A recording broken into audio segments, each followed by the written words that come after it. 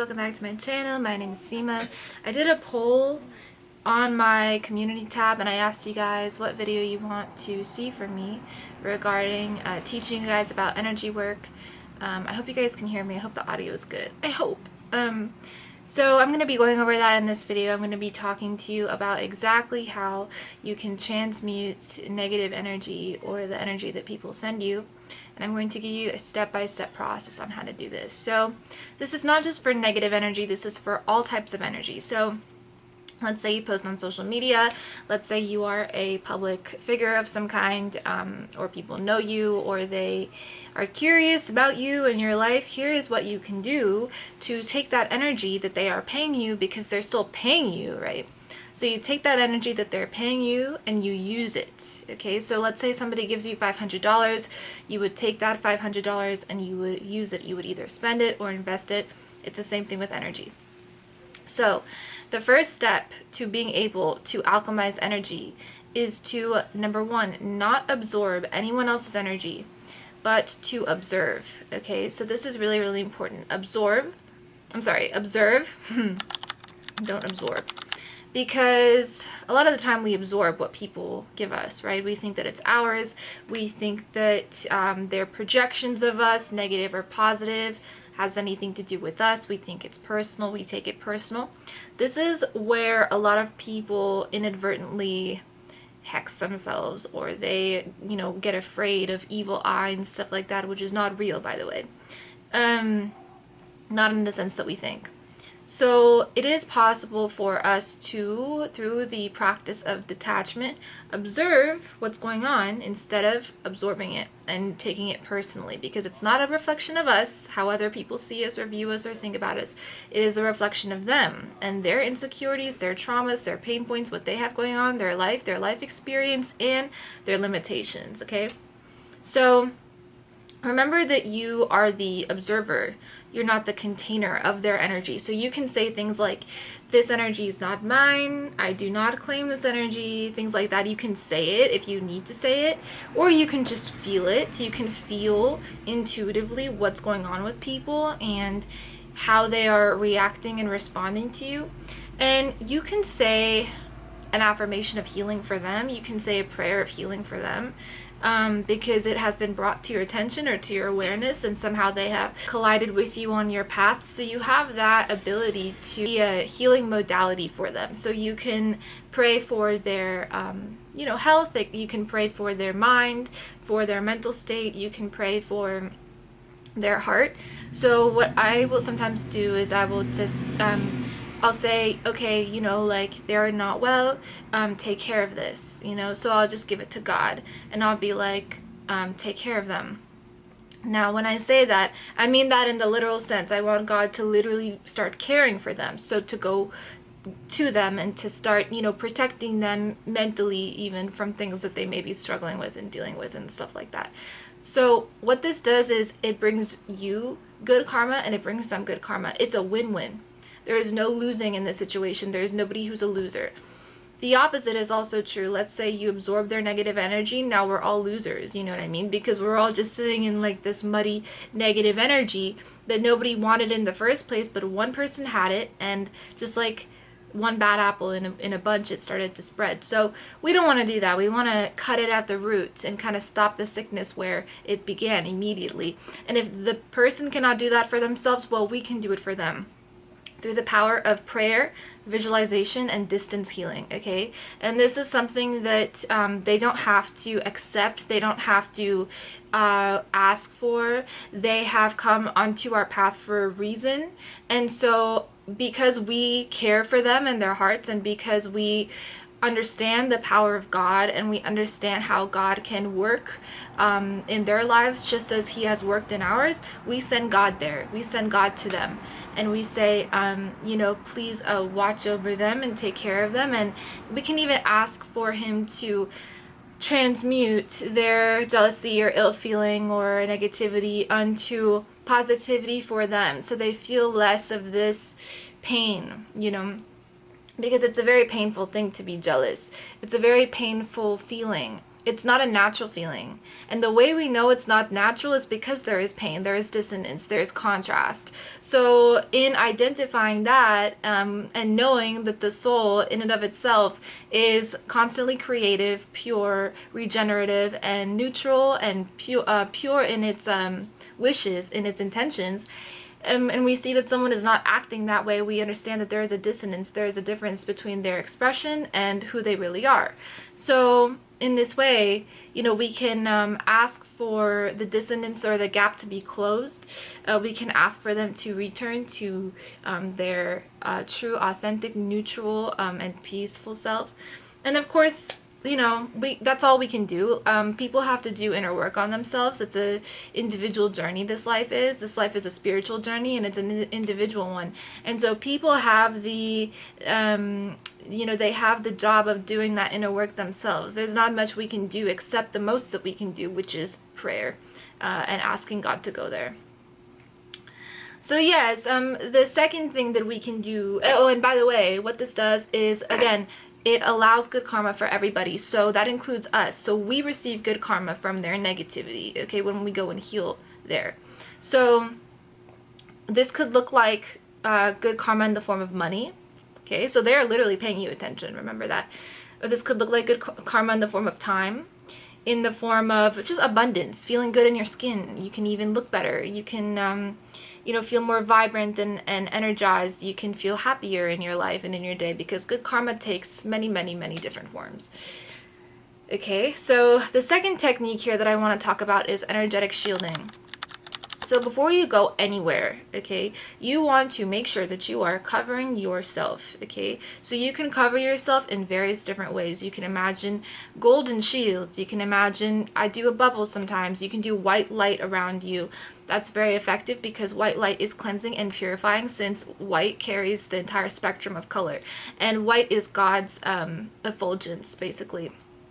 At least at first, when you see him within your third eye. So so white is very, very nullifying. It nullifies every environment you go into. So you can imagine a shield of white light around yourself, and you can expand it, expand it, expand it, push it outward, so that birds are agreeing with me, so that it just encompasses even like a good few feet, yards, or even like a mile out from you.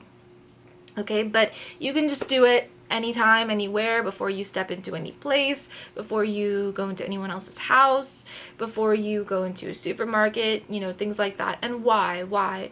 And does it work? Why is because that way, even if some like negative thing were to happen, or if somebody were to like look at you funny or look at you weird or whatever, you would be obstructed by that light, meaning within their memory, they would not remember you as well, in the sense of trying to get into your field. They would not be able to, not in the present or in the future, okay? So the white light kind of nullifies the ill or adverse effects of being around denser areas too, like, or being around bad eye, stuff like that. So very, very important to visualize, because visualization is reality, because we are seeing with our inner eye. And so when we see with our inner eye, reality begins to crystallize, at least for us. That is our reality, right? So in the same way, we can imagine healing for others, and it can become their reality because we are so focused on visualizing very strongly their healing. So this is how to create. Guys, visualization is, I think, the most important technique for creation, for reality creation, because everything happens anyway through the imagination. The reality that you are experiencing right now, your physical, touch, tangible reality, is a result of the imagination that has preceded it, okay? So the imagination that has been continuing on for a while has created your current reality. So imagination is very powerful. That's why, you know, ideally, we should only be thinking of pictures of wealth, abundance, love, feeling those feelings as well. No negative imaginings, no negative feelings, no negative ruminations, and no negative thoughts. Very, very important. Doesn't matter what situation in life you're in, you can imagine yourself out of there, okay? And there are countless cases to prove this. You can obviously at any time say different mantras and affirmations like, I'm sovereign in my energy. I protect my peace. I call all my energy back to me from every time, space, direction, things like that. Super easy to do. And when we affirm, we declare. So that's why you should never affirm the opposite. Like, you should never affirm any vows of poverty or ill health or anything, because we create with our words, you know. And so we are the I am. I am state is God. I am state is constant creation. And we have the ability to influence the I am. So I am what? You get to decide every day. This is conscious reality creation. Okay, so you can say these things, and even if you don't believe them at first, you say them until you believe them. This is self-hypnosis. And when you do this well enough, when you do this often enough, you become really good at it. And then you could do it well enough so that you start believing it instantly as soon as you say anything, you know? It's about practice. It's about kind of getting your mind to believe you. You know, it takes practice. So yeah, so here's another way to turn other people's energy into gold, so to speak, Midas, or to allow people to pay you attention, is to feel it first, okay? So let's say someone's energy does hit you. You can feel that your ex is thinking about you. You can feel that somebody's jealous of you. Like, oh, you know, they're looking you up online and whatever, you know what I mean? Whatever it is. You can feel it for sure. Allow for it to kind of be known to you, but don't let it stay stuck. So always name it. Always name it. So if it's someone else's anger, identify what emotion it is. Okay, it's anger. Identify where it's coming from and try to identify why. That way, when you name it, you can much more easily kind of create a wall between you and that energy, and you don't necessarily more easily identify yourself with their energy, okay? So yeah, you could ask, you know, is this mine? Like, is this thought mine? Or did I pick it up from somewhere? Is this energy mine? This emotion, is it mine? Or did I pick it up from somewhere? And then you become really good at kind of observing what's yours and what's not yours. And when you can understand that, it becomes much more easy to kind of set up those spiritual or energetic boundaries where you are not paying that situation that much attention, or you're not paying that person that much attention, because you realize, oh, okay, you know, what's going on there has nothing to do with me right now, you know. And so again, like I said, it's about practicing those boundaries, and it's about getting clear with what your energy is consisting of, right, and what theirs is. So let's say you have some anger, negativity, jealousy in the mix. You'll probably attract people that fuel that more from you because it's active within your vibration, or you'll attract situations that bring that out of you, stuff like that. Or you'll attract people that also have that within them because your signal is on, okay?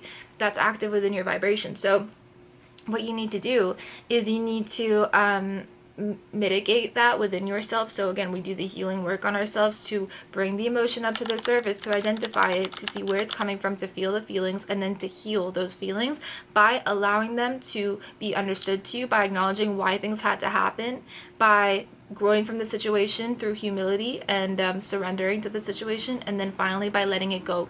That is the healing process, okay? So that is how to heal from anything, any wrongdoing, any betrayal, anything that you've lost out on. That is how to heal, okay, from anything in life. Guys, we go through things that we need to heal from, and we should not let these things stay stuck within our vibration, because they can cause blockages for ourselves later on in the future or right now. Money blockages, love blockages, things like that. And we deserve to be happy and thriving, but we can only be happy and thriving when we give that to ourselves, when we allow ourselves the permission to be happy and thriving and to really release our past. And we can only release our past through healing. Okay, so you gotta heal. You gotta heal. You're feeling negatively about something that's happened, you gotta heal from it. Okay? So keep in mind of what energy is yours and what energy is not yours, and allow the emotion to move through you as well if you want to feel it. And if it is triggering something within you, allow that emotion to move through you and then pass out of you as you realize why it's there in the first place, okay? So additionally, what you can do, this is one of my favorite methods of transmutation. Let's say someone is giving you negativity. Let's say they're sending you negative energy. Let's say they, you know, whatever they have going on. This is my favorite technique. You take that energy, okay, and you turn it into power. So with that energy, you can create you take action. So you write a poem, you write a song, you dance it out and record it, film it, if you will. You make a video, you know, you use your voice, you talk about it, you even tell your story, you discuss what you've been through. This is power. This is taking someone's negativity and allowing for it to pay you, right? Very important. So speaking, like I said, prayer also, it could be kind of a calling for you to submit yourself within prayer. It could be a calling for you to begin meditating in that moment, and like we discussed, sending that blessing back to them, that healing back to them. So yeah, I just want to finish off here with the importance of grounding and clearing your energy field every single day. So it's kind of like brushing your teeth. You want to clean your energy field. So this is done very, very easily through just, number one, acknowledging the emotions that you're feeling. So if you're feeling off, understand that. That's a signal. Like, our emotions are signals to how far separated we are from ourselves, from our source. So understand the emotion. Super important to get into alignment before you do anything. So breath work, grounding, salt is very, very good for cleansing the energy field, and things like that. So yeah, all energy can be fuel. Remember that. I hope you guys enjoyed this video.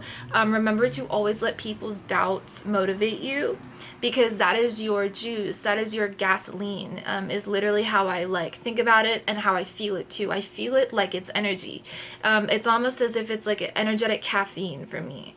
Okay, so it allows for me to move. It allows for me to be even more fiery, passionate, and even more actionable in what I do. Mainly because I understand where people come from when they feel negatively towards somebody who's in their purpose and who's doing what they wish they could do. So it fuels me, because it's in a way also like me being 10 toes down on what I need to do, you know? So you can think of it that way, and you can use that energy that way as well. Remember that your soul came here to transmute. It is a portal, not a prison. Okay, same thing with your consciousness, same thing with Earth. Earth is a portal for creation, for reality creation. It's not a prison. Do not let anything bring you down at all, whether it be your own negative thoughts or someone else's. Okay? So I hope you guys enjoyed. Thank you so much for watching. If you would like to learn more about this topic, I have a mini exercise that you can try down below. If you would like one-on-one coaching with yours truly, you can go ahead and book a one-on-one call with me. I also have a school community that is in the process. We are building it, but I will list that down below as well. Thank you guys for being here. As per usual, I hope this video was helpful for you. I love you very much, and I'll talk to you guys in the next one.